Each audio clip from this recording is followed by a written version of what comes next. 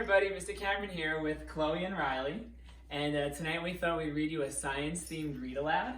So tonight we're ready here with our stuffed animals, and we're curled up and with our blanket, and we're going to read the book Ada Twist, Scientist by Andrea Beatty.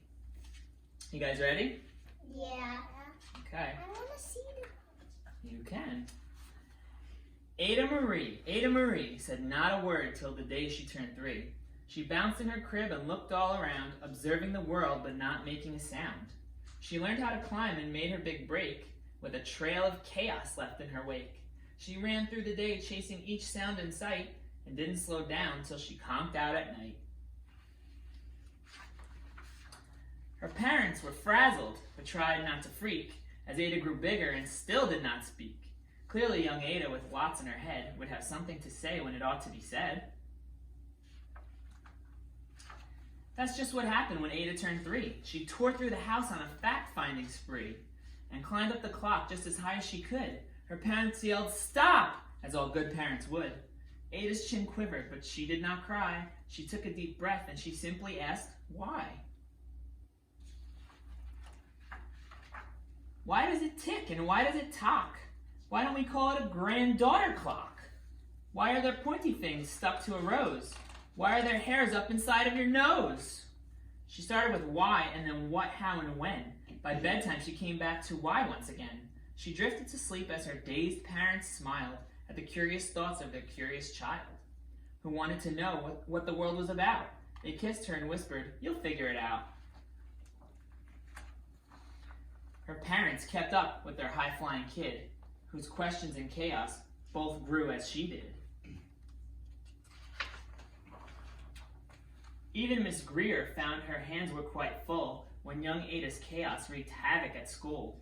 But this much was clear about Miss Ada Twist. She had all the traits of a great scientist.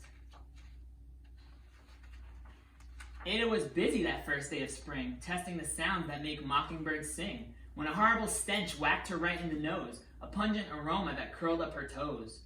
"Zowie," said Ada, which got her to thinking, "what is the source of that terrible stinking? How does a nose know there's something to smell? Does it still stink if there's no nose to tell?"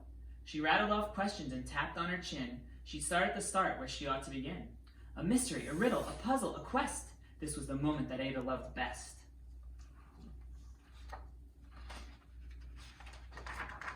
Ada did research to learn all she could of smelling and smells, both the stinky and good. One hypothesis Ada thought could be true. The terrible stink came from Dad's cabbage stew. She tested and tested, but soon Ada knew it was time to come up with hypothesis 2. Then zowie, the stink struck again, just like that. Hypothesis 2, it's caused by the cat.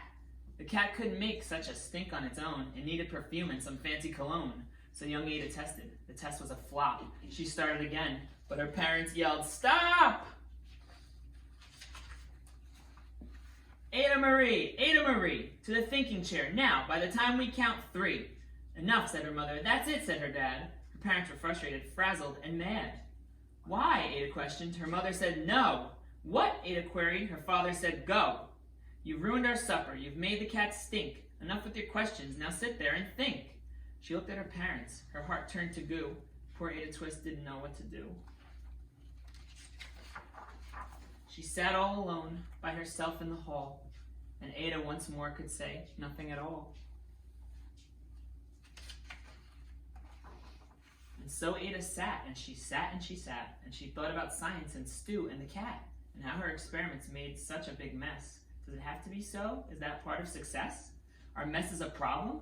And while she was thinking, what was the source of that terrible stinking? Ada Marie did what scientists do. She asked a small question, and then she asked 2.